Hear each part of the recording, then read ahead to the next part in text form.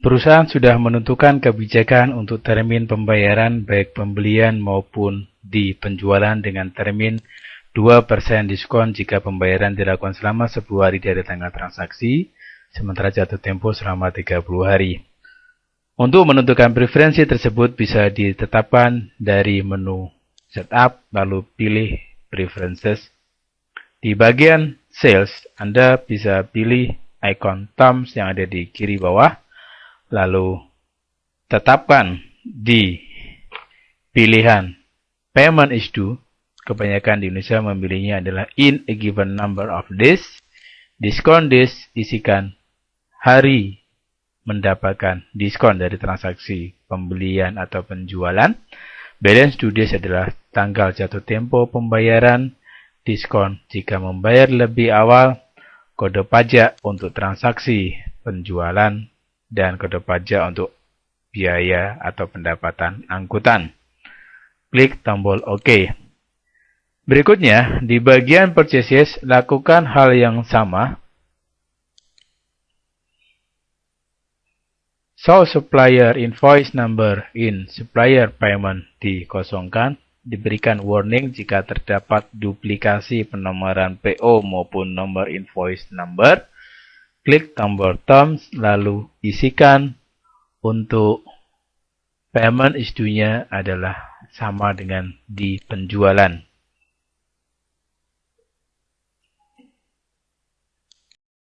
Di preferensi yang lainnya, kita bisa menentukan pilihan di bagian Windows, ada pilihan Automatically Check Spelling in the Field Before Recording Transaction.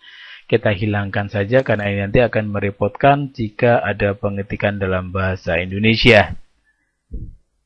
Report and Form untuk menampilkan aging schedule-nya dalam hitungan hari atau dalam hitungan nama bulan. Umumnya adalah dalam hitungan hari 30, 60, dan 90. Include currency symbol in report menambahkan simbol di setiap laporan. Include currency symbol in form menambahkan simbol di setiap hasil cetakan faktur maupun voucher pengeluaran kas. Di bagian banking ada pilihan display payee rather than memo in register, yaitu mendahulukan isian payee dibandingkan dengan memo. Sales seperti yang sudah kita tetapkan. Show customer purchase number in receive payment dihilangkan. Berikan warning atau peringatan jika terdapat duplikasi nomor faktur maupun nomor PO. Di bagian inventory ada satu pilihan use standard fitur baru, dan di bagian security terdapat pilihan transaksi tidak bisa diedit jika sudah di record dan harus menggunakan reverse. Lock period bisa kita tentukan berdasarkan tanggal yang sudah kita tetapkan. Klik tombol OK. Berikutnya, untuk menyesuaikan dengan perpajakan di Indonesia, MUIB sudah menyediakan kode pajak yang bisa digunakan untuk mencatat pajak penjualan maupun pajak pembelian. Anda tinggal mengganti kode pajak GST maupun VAT menjadi kode pajak yang sudah kita tetapkan. Untuk membuat kode pajak tersebut, kita bisa melihatnya dari menu List lalu pilih Text Code. MUIB menyediakan banyak sekali kode pajak khususnya untuk yang versi Singapura. Untuk menghapus kode pajak yang tidak kita gunakan, sorot kode pajak tersebut lalu edit dan klik tombol delete. Atau kita juga bisa menggunakan tombol alternatif ALTE lalu ALTE. Jadi dihapus satu persatu. Sisakan tinggal satu kode pajak, yaitu kode pajak untuk NT. Itulah cara menghapus kode pajak. Untuk membuat kode pajak yang baru, yaitu dari menu kode pajak yang sudah ada, klik tombol New. Lalu isikan kode pajak jenis baru, yaitu contohnya adalah 01. Kita kasih namanya misalkan PPN.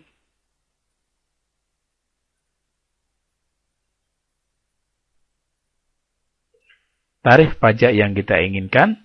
Dan link hubungannya, jika terjadi PPN keluaran, maka dia akan catat ke nomor akun PPN keluaran.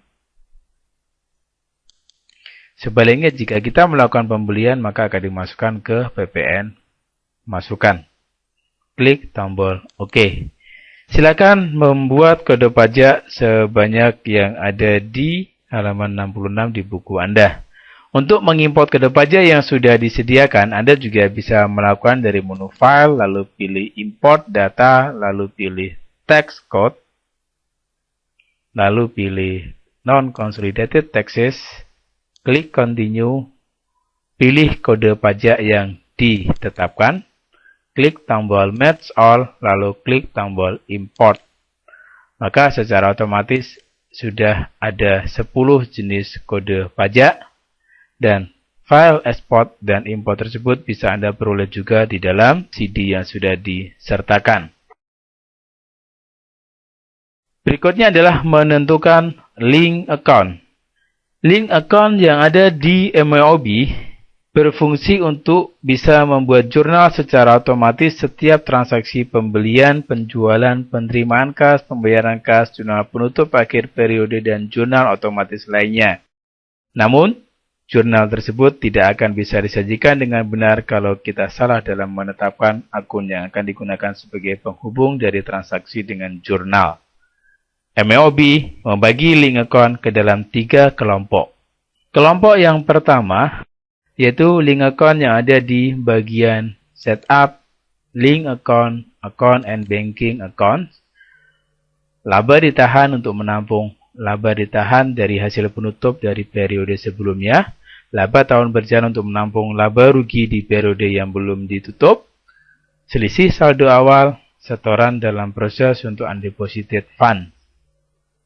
Link account berikutnya yang berhubungan dengan transaksi penjualan yaitu dari menu Setup, lalu pilih Link Account, lalu pilih Sales Account. Di bagian piutang usaha, kas, pendapatan angkutan, potongan penjualan 41301 untuk mencatat potongan penjualan, dan pendapatan denda. Link account berikutnya yaitu yang berhubungan dengan pembelian, buka dari menu Setup, lalu pilih Link Account, lalu pilih Purchases Account. Ada kelompok akun untuk menampung utang usaha kepada supplier, pembayaran atas pembelian kontan, utang sementara atas penerimaan barang, biaya angkut pembelian, terus potongan atas pembelian barang, serta beban bunga atas keterlambatan pembayaran utang. Klik tombol OK. Daftar akun yang sudah kita tetapkan bisa kita tampilkan dari menu Reports, lalu pilih Index to Report, pilih bagian Account, lalu pilih Link Account, lalu klik tombol Display. Inilah daftar akun yang sudah kita pilih dan kita tetapkan menjadi link account.